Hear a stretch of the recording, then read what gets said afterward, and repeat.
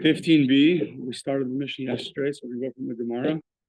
Invalidations regarding accepting the blood, and most likely following services also, throwing the blood on. A number of invalidations. The first of the list is a non-Kohen. So a non-Kohen who receives the blood, how do you know that he is going to be invalid, or that's going to be an invalid service? So it says, what's the source for all this? Zar minolon, 15b at the Gemara. Zar minolon, Zar is a non-Kohen, foreigner. How do you know that he's invalid to receive the blood? Tani Levi says, Daber el Aaron ve'el banav ve'yinazru mekatche b'nei Yisrael. So really, it's the next verse. The next verse tells you that there's a profanity involved, but the first verse tells you that Hashem tells Moshe to tell Aaron and his children that they should separate ve'yinazru, like the word nazir, to separate, distinguish yourself from the mekatche b'nei Yisrael, and if not, you're going to invalidate the service. So what is that referring to? So when it says B'nai Yisrael, the Gemara understands that in this case, to separate yourself from the B'nai Yisrael, what does that mean? L'mu'utei mai. So maybe you'll say, Ilim l'mu'utei nashim. We're coming to exclude specifically the offerings offered by women. So says the Gemara, but korban nashim betuma karev. When it comes to sacrifices being offered in a state of impurity, it doesn't matter whose sacrifice it is, a man or woman, if it's in a state of impurity, you can't bring it. So what are we coming to emphasize over here when we say the children of Israel? So maybe you'll say it means Jews versus non-Jews. That only the Jews offer that only their offerings, if they're in a state of impurity, is not going to be good. So says the Gemara, but how can that be? We know that if an offering becomes part of the offering becomes impure, if the Kohen Gadol is wearing his tzitz, the one on his head says Kodesh LaHashem, that actually appeases, that atones for that, and you could still bring the sacrifice. So, but by a non-Jew, if his sacrifice gets impure, the tzitz of the Kohen Gadol, his in English, thing he wears on his head that says Kodesh LaHashem, that is not going to atone for that. I mean, that's not going to allow you, by a non-Jew is allowed to bring an Ola offering. However, if it becomes impure, let's say some of the fats become impure, so other parts you're going to bring up onto the altar, the tzitz that the Kohen Gadol is wearing is not going to permit that offering to be brought, only by a Jew. The Amar Mar, Uba Ovdei Kochavim, Bein B'Shogeg, Bein B'Mezav, Loy Hurtza Betuma. It's not going to be appeased when it's in a state of impurity. Lo Hurtza Betuma Kari. So what is this emphasis of somebody who's going to, there's some emphasis of somebody who's going to profane the service. Who is that referring to? So Ella Ahachikama, this is what it means. Vayinazru, you read it like Vayinazru, Mekache. So there the Kohanim should separate themselves from everybody else. And then B'nai Yisrael v'lo yichalalu. And the Jewish people themselves should not profane the service. So you sort of put a comma. One is Vayinazru, that the Kohanim have to separate. And then Vayinazru Mekache, the Kohanim themselves have to distance themselves from impurity. They shouldn't bring sacrifices that are impure. And then B'nai Yisrael lo yichalalu. And then the Jewish people should not profane the service. How would a Jewish person profane the service? By doing one of the avodas, by accepting the blood. So by shchita, we said slaughtering, it's allowed by a non-Kohen to do that. But the next service, the accepting the blood, that would be a profanity. That if a non-Kohen does that, that is going to profane the service, because B'nai Yisrael v'lo yichalalu. You Jews, referring to all Jews, should not profane the service. What's that referring to? The steps after shchita, after slaughtering, such as receiving the blood and onward. That's the first source that a zar, a non-Kohen, is if he accepts the blood, that will profane, that will cause a profanity and invalidate that korban. Now I think we're going to have a total of 3 sources. This is the first source, the pasuk of B'nai Yisrael v'lo yichalu. That's one.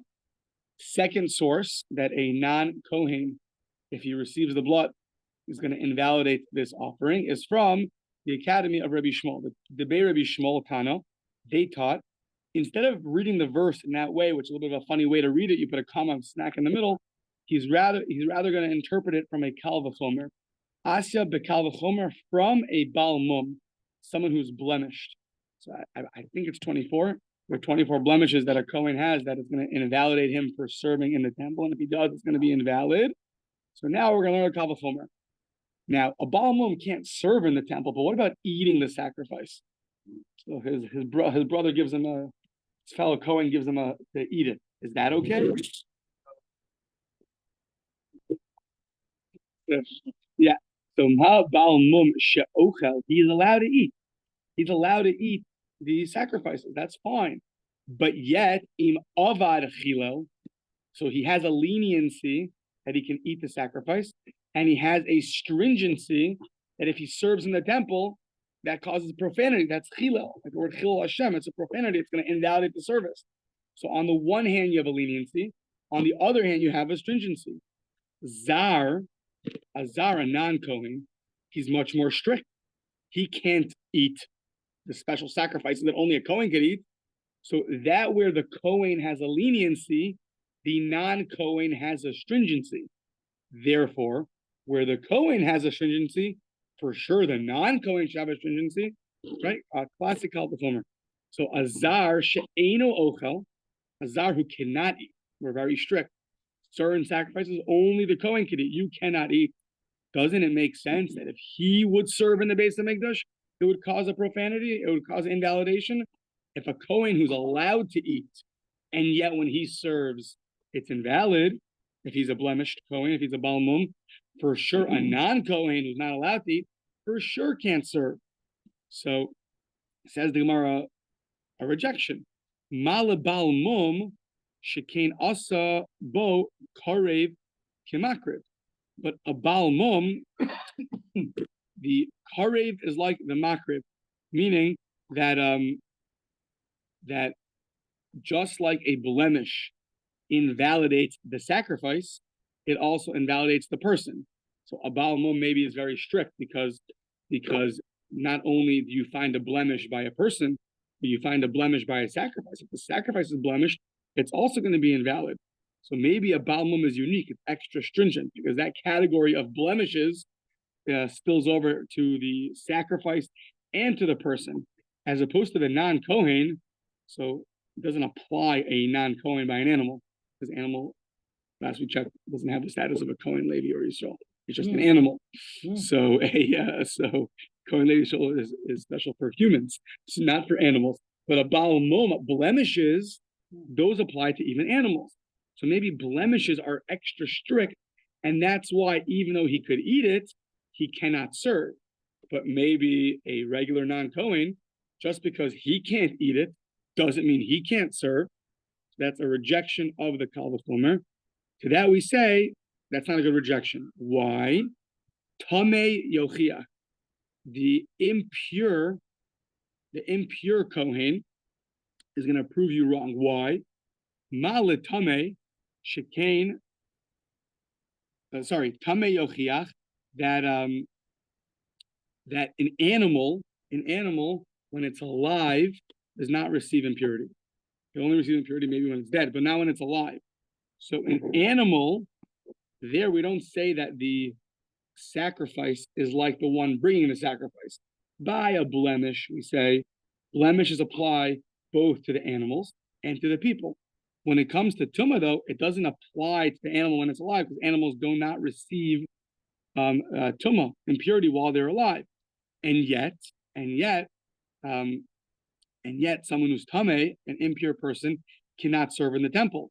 So just because the animal doesn't have the same invalidation as the person, but the person still cannot serve in the temple. So really, the bal mum is really a good kal v'chomer, that a person who's blemished, a Kohen who's blemished, he can eat and he cannot serve. So a non-Kohen who cannot eat also should not be able to serve. So to that we say, though, bal mum yochiach, that a bal mum is going to prove us the other way.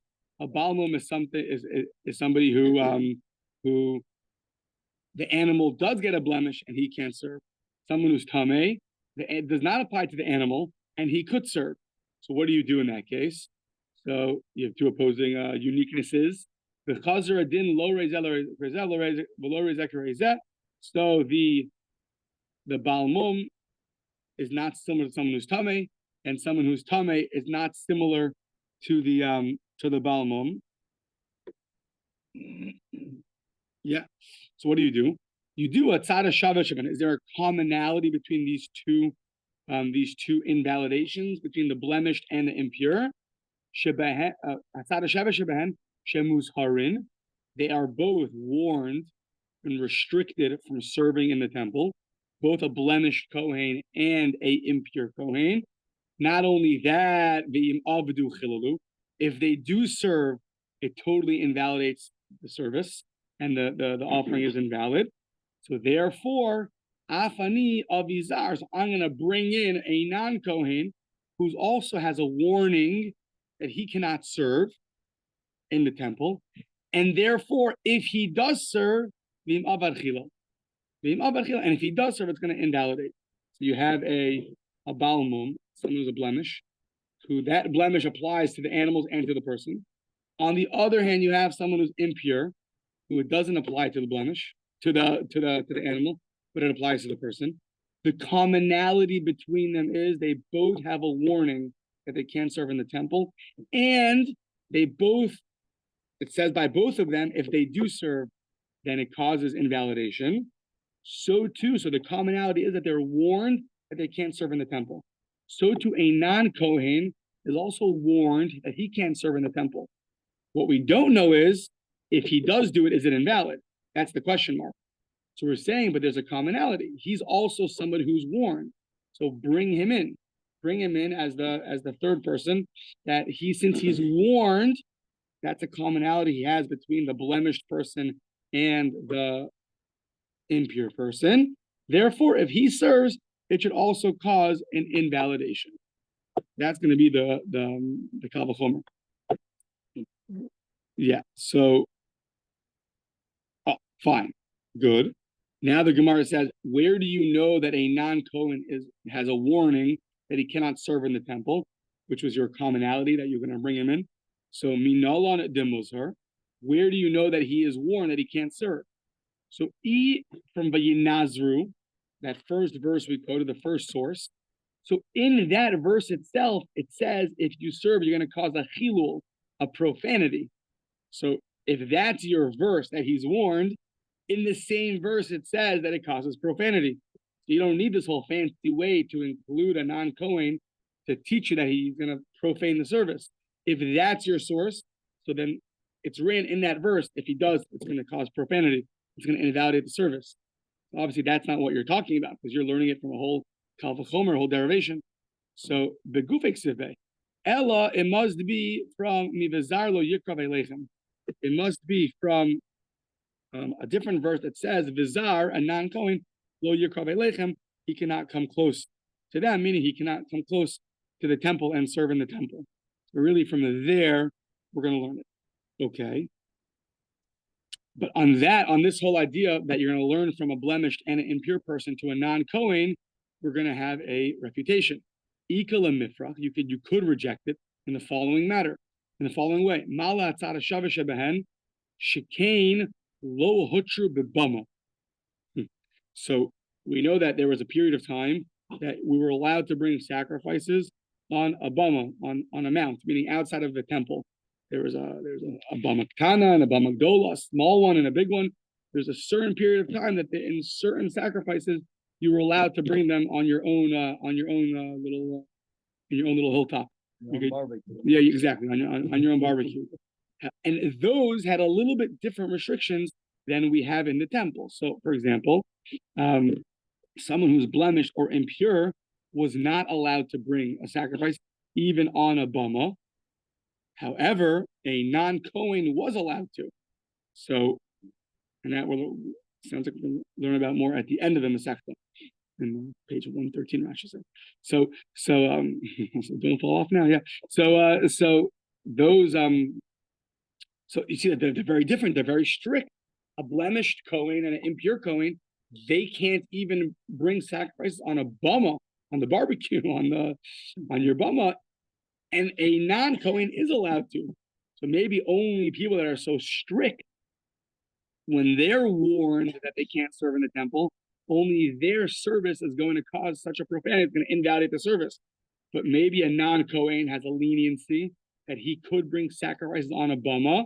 So maybe if he, even though he's warned not to serve in the temple, but if he does, it's not going to invalidate the service. So says the Gemara, lo tema tame yochiach, ela ema onen yochiach. Meaning before, we tried to bring someone who's impure to prove our point. But you know what? Instead of someone who's impure, scratch that. Bring in an onen. Onen is someone who an immediate relative dies and it hasn't been buried yet. So he's called an onen. So he has certain restrictions. So an onen yochiach. An onen is someone also who cannot serve in the temple. It's in our Mishnah. And if he does, it's going to cause invalidation.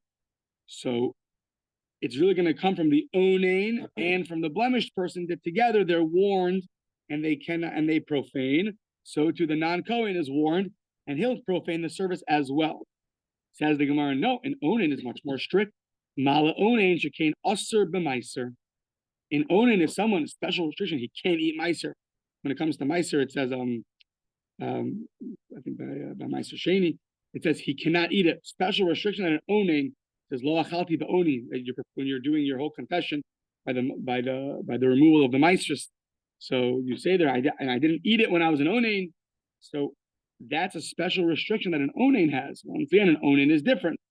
So that would say bal mum yochiach. Okay, but someone who's blemished doesn't have that restriction, and yet when he serves in the temple, it's going to cause an invalidation. It's going to cause a profanity. So once again, a bal mum is unique and an onen is unique. Each one has their own uniqueness. The blemished one applies even to animals. They have blemishes. An onen applies to meiser. So they both have their unique individuality, but they have a commonality. The chazer adin lo rizek kareizeh v'lo rizek kareizeh. Hatzad hashava shebehen. What's their commonality? They're both warned that they cannot serve in the temple. That's the commonality. The result is that if they do, it's going to cause a profanity. So too, the non-Kohen who's warned that he can't serve in the temple, let's apply the same rule that if he does, it's going to cause a profanity.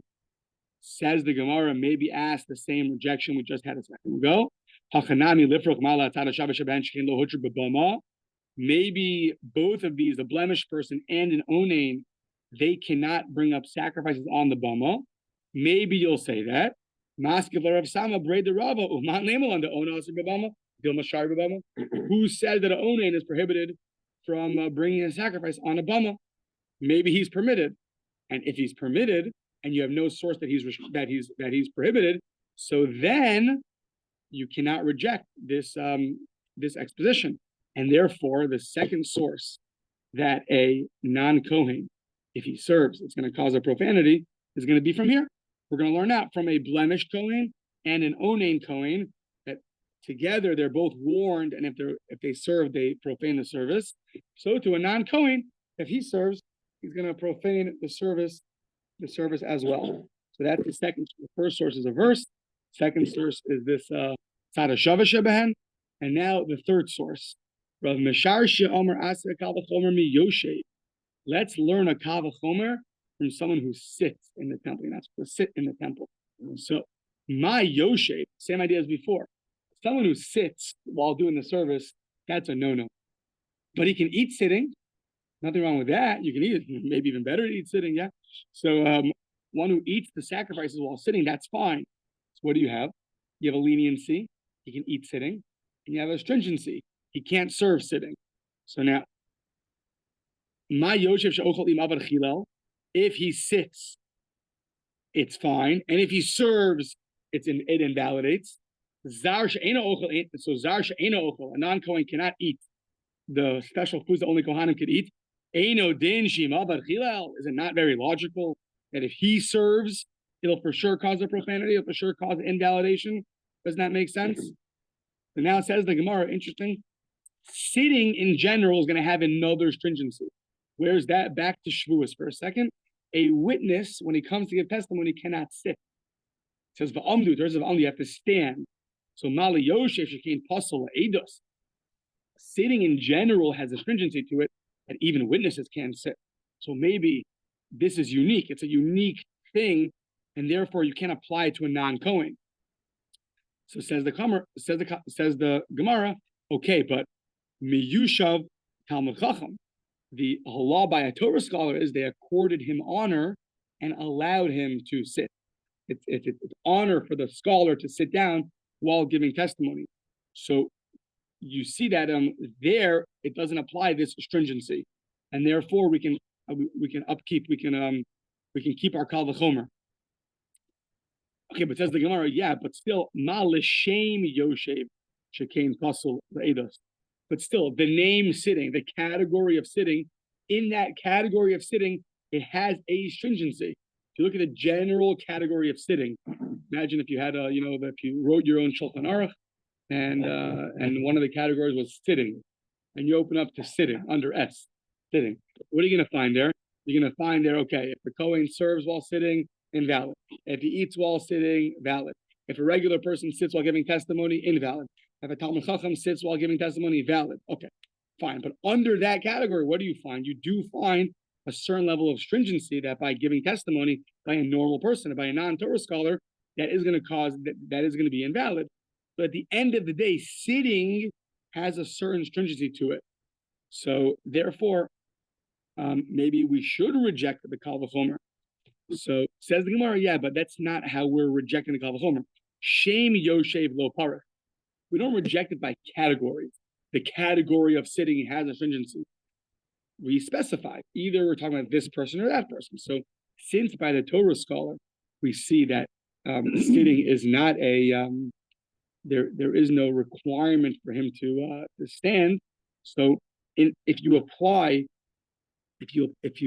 zone into that, so then the kal v'chomer is still going to be good, because the Torah scholar is able to sit, and therefore you don't have a rejection of the kal v'chomer. However, if you want to tell me the Talmud or parich, maybe you'll tell me it is a good rejection. The category sitting, zoom out. And when you zoom out, you see that in the category of sitting, there is a stringency that a non-Torah scholar has to stand while giving his testimony. So then, what you do is like this. Asya mi yoshev umechada mehan. You take yoshev, sitting, and it has its uniqueness that a regular person can't sit while giving testimony. And then you take one of the other things that we've been talking about, either a blemished person, a blemished Kohen, or a onain, or maybe a non-Kohen, and you take one of them, and now you have two of them. Each one's going to have their own uniqueness. Together, they're both warned that they cannot serve in their sitting state, in their blemished state, in their onain state, in their non-Kohen state, and yet, if they do, they're going to invalidate the service from Yoshev, from the one who's sitting, and one of the others. You can together learn out a third is the non-Kohen who serves. He will invalidate the service. So, yeah. Now, the rejection earlier was, yeah, but those people, they can't bring a sacrifice even on a bama, even by the barbecue, right? So they're very stringent. So what about someone who's sitting? Can he I guess that's not how you do this, but you're gonna bring your sacrifice sitting, and then you're gonna receive the blood while you're sitting. A low-level bama, you have to sit down, yeah. So it sounds like he is. It's what? Like one of those small grills or whatever. So someone who's sitting is valid. Why? Because if he was invalid, then you can ask the rejection. Oh no, they're invalid because you can't even bring them on a bama. They can't even bring a korban on a bama. So how do you know that someone who's sitting is kosher on a bama? It says lamod lifnei Hashem l'sharso. You have to stand in front of Hashem when you serve Him. Lifnei Hashem v'lo lifnei bama. When you only are in front of Hashem, okay, we're always in front of Hashem, but it means is in a more intense way. When you're by the temple, that's considered lifnei Hashem, and therefore, also by Yom Kippur, same language is lifnei Hashem. But by a bama, that's not considered the same level of lifnei Hashem before Hashem, and therefore there's no restriction by a bama to be standing or sitting, and you can even do it while sitting. And therefore, the third source that a non-Kohen, if he serves in the temple, will invalidate the service is learned out of from a Kohen who sits and one of the other invalidations, either a blemish kohen or an onain. From the two of them, you learn that they're both warned that they can't serve. If they do, it's invalid. So to the non-kohen who's warned, he can also, if he serves, he will also invalidate it.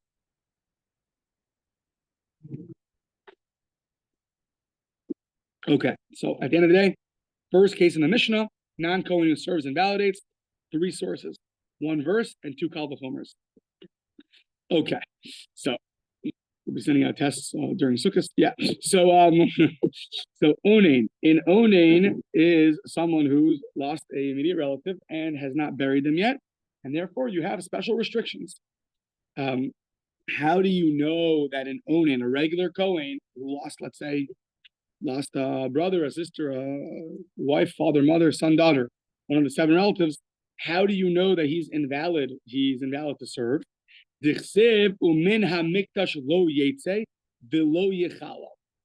the verse is talking about a high priest. The Kohen Gadol, even when he loses one of his immediate relatives, is not allowed to leave the temple. He has to continue with the service. He is expected to be on an extreme level of he's expected to continue in his normal fashion. Yeah. And he cannot profane. However, but if somebody else doesn't go out and take care of his relative, then he will profane the service. So you learn it from an implication. A Kohen Gadol cannot leave and cannot profane the service, but someone else who's not a Kohen Gadol, if he doesn't leave, then he will profane the service. Yeah. Yeah. So that's the first source. Second source, Rabbi Elazar Amar Mehacha. Okay, now here is going to be, we're going to appreciate it more. Whatever comes first, either the 100th page in Zevachim or in Vayikra, in Parshas Acharemos. But basically, there's a back and forth between Moshe and Aaron. There was one of the sacrifices on Rosh Chodesh that ended up getting burnt, and there Moshe and Aaron have a back and forth, and Moshe actually admits that he was wrong. Interesting, pretty explicit in the Torah. So to Moshe says, he says this. So now the Gemara is jumping in the middle of a conversation, basically, in the Torah between Moshe and Aaron. So Moshe asked him, it sounds like, so the Gemara jumps in. Heine krivu, ani hikrafti. Aaron jumps in. They brought it. This is right after Nadav and Avihu were killed. And Elazar and Itamar are left. They're the other 2 sons of Aaron. So Aaron says, what, you think they brought the sacrifice? And we were talking about the Korban Chatas from Rosh Chodesh that we bring. You think they brought it? I brought it. Now, the sacrifice was brought and then it was burnt. It was supposed to be eaten. In Moshe's mind, it was supposed to be eaten, but it was burnt. So Moshe says, why wasn't it eaten? So Aaron says, you think they brought it? I brought it. Michlal, implying the inhu akriv shaper istra. Implying that if they would have brought in it, it would make sense why it's burnt. But the conversation is, well, you think they brought it? To which you're wondering, why was it burnt? It was, I brought it. But if they would have brought it, then it sounds like it's totally understandable why the offering would have been burnt. Now, why would that be true? Because since Elazar and Itamar, they were the brothers of Nadav and Avihu who died, and we're assuming now that, and therefore, if they would have went and ended up burning the sacrifice and not eating it, it would be understandable why. Because an onain, someone who's an onain, whose immediate relative died, has to, if they bring an offering, it would be invalid. So if Elazar and Itamar, Nadav and Avihu's brothers, if they were the ones who brought the sacrifice and then ended up burning it instead of eating it, it would be understandable, because that sacrifice would be invalid. 1 second. Yeah. So once again, Moshe asked, "Why didn't you eat the offering? You should have eaten it." So why was it burnt? You should have eaten it. So to which Aaron says, "You think that they ended up bringing it? You think my children brought it? If they would have brought it, for sure they should have burnt it, because they're an onain, but it was me who brought it, not them." But in Aaron's mind, of course, if Elazar and Itamar would have brought the sacrifice, for sure would have been burnt. Why? Because they're owning him. They're in a state of aninos. So from there you learn that someone whose immediate relative dies, his service would be invalid. Now, the Rabbi Elazar, why did he not learn from the first verse that we brought? Why do you have to go to Moshe and Aaron's back and forth to learn out that an immediate relative is going to invalidate the service? Why not learn from the fact that the Torah says that a Kohen Gadol cannot leave the temple? If one of his immediate relatives dies, implying that another Kohen has to leave the temple, why not learn from there? So Amar Lach, he says, it never says if someone else doesn't go out, it's going to invalidate the service. Either you had that implication. I don't agree with your implication. Maybe a Kohen Gadol or a regular Kohen, from that verse alone, you would have thought that they both can't leave the temple. But this verse is much better for me, he says. This verse is clear that Aaron Kohen says, if my sons would have brought the sacrifice, of course they would not be able to eat it. It would have to be burnt because they're owning him. They're in a state of aninos. They're in a state of where their siblings just died. So of course they can't. That sacrifice that they brought would not be valid. So now, why does the first opinion not hold of this opinion? The Ida, that first verse that learned it out from the implication of a Kohen Gadol, Mai Tamalo Amar Mehain Hikrivu, to Savar Mipnei Tuman Israfon. And here we're going to have to appreciate it more a little bit on page 101, is that there's really a machlokas what happened to that sacrifice. So there's an opinion that holds that the reason why it was burnt is because it became impure. And if it's because it became impure, then it has nothing to do with aninos. The reason why it was burnt is because it became impure. According to that opinion, the whole conversation of Moshe and Aaron has nothing to do with the brothers, the children being onanim in a state of aninos. It's a separate conversation. It became tameh, it became impure, and that's why it was burnt. So the first opinion that didn't learn from Moshe and Aaron, it's because he held that the reason why that sacrifice by on the day that Nadav and Avihu were killed, that Rosh Chodesh Chatas, the reason why it was burnt is because it became tameh. Basically, there's two opinions, and page 101 in Zevachim is about that sacrifice.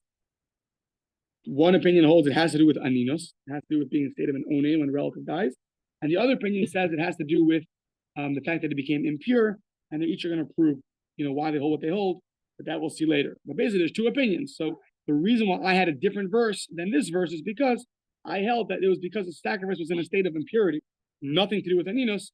Therefore, I learned it from the other verse. Fine. Either way, two sources why a onain cannot serve in the temple. If he does, it's going to be invalid. Either because of an implication of the Kohen Gadol, who can't leave, or because of Aaron Cohen's response to Moshe Rabbeinu that, yes, if my children were to bring it, of course we'd have to burn it. It'd be totally invalid because they are onanim. Those are the two sources. The Bei Rabbi Shmuel, Tana Asi B'Kal V'chomer. The Academy Rabbi Shmuel learns that from a Kal V'chomer, very similar to what we just had. Mi Baal Mum, from a blemish Kohen. Uma Baal Mum she'ochelim avad chilal. A Baal Mum, a blemish Kohen, who is allowed to eat the sacrifice, but yet if he serves the temple, it's going to be cause invalidation. So an onain she'ein ochel, an onain is not allowed to eat the sacrifice. For sure, if he serves, it should for sure cause profanity. It should for sure invalidate it should invalidate the service. Says the Gemara, okay, malabal mum can also go craven kimakriven. The category of blemishes applies both to animals and to the Kohen. You see, it's very strict. It applies in a much wider range of things. It applies to the animals and applies to the Kohanim. In Onain, last we checked, an animal does not become an Onain if its fellow calf dies. It has no restrictions about burying the calf in a state of, So to that we say, but look at a non-Kohen. Zar Yochiach. A non-Kohen will prove to you that even somebody that his category doesn't apply to the animals, because animals don't have categories of Kohen, Levi, and Yisrael, and yet if he serves the temple, it's going to cause an invalidation. So what do you see? That it's not limited to somebody whose categories apply in such a wide range. They even include animals. But to that, the Gemara says, so therefore you have a good Kal V'chomer. To that, the Gemara says, no. Malazar shekain ein lo takana. A zar, a non-Kohen, he has no way to fix himself, right? So someone asks you, are you a Kohen? You say no. Even if you offer the gabbai $1 million, you still won't be a Kohen, right? It's not going to help. So it depends on the gabbai, yeah. It depends on the shul. So it depends how much money, yeah. But the zar has no way to free himself of being a zar. He's a zar. He's a non-Kohen. To that we show you no, but a balmum yochia, a balmum, someone who's blemished, he could be healed from his blemish, and yet, so we see he has a leniency that he could be healed from his blemish, and still, if he serves in the temple, it's going to be invalid. So what do you see? The fact that you can never free yourself of your blemish, so to speak, like a non-Kohen, doesn't make you more strict, because a blemished Kohen who could be healed, but right now he's blemished, if he serves, it invalidates. So what do? The Chazar Adin, it goes back, lo rei zekar zeh, lo rei zekar zeh. A balmum, a blemish, applies even to animals. A non-Kohen, you can never fix him. He's always going to be a non-Kohen. They both have their own individuality. However, their commonality is shehein musharin. They both are warned not to serve in the temple. The im avdu chilalu, and if they do serve, then they invalidate the service. Afani avi onein. I will now bring in an onein shemuzher. He's also warned not to serve in the temple. And if he does serve, he invalidates the service. Oh, the third source, and an onein invalidates the service. Says the Gemara, Heichan Musar, where is an onein warned that he can't serve in the temple? Says the Gemara, maybe you'll tell me from that first verse we brought by an onein, Umin hamigdash lo yetze, if it's from the verse that a Kohen Gadol can't leave the temple, but another Kohen could leave, has to leave the temple, and if not, he profanes. If that's, you remember, there's two things. There's the fact that he's warned that he can't serve in the temple. Then there's a second thing. If he does go serve against orders, he invalidates the service. So how do you know that he just can't serve? That is a warning on him. You cannot proceed past this area. Do not serve in the temple if you're an onein. How do you know that? If it's from our first verse that mina mikdash lo yetzeh, Kohen Gadol can't leave, but a regular Kohen, if he doesn't leave, it's invalid. So there, you don't need a kal v'chomer. Chilul begufei sivbei. If you're using that verse as your source, that he's warned not to serve, in the verse itself, it says that if he does, he's going to invalidate the service. You can drop the whole kal v'chomer. Just learn everything from there, from the full package deal. Ella, what are you going to say? Mehein hikrivu. You're going to say from Aaron Cohen's response to Moshe Rabbeinu that what you think they brought it?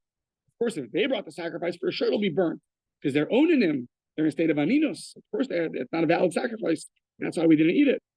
Because savar, and you assume aninos nisrfa. The reason why it was burnt up was because of aninos.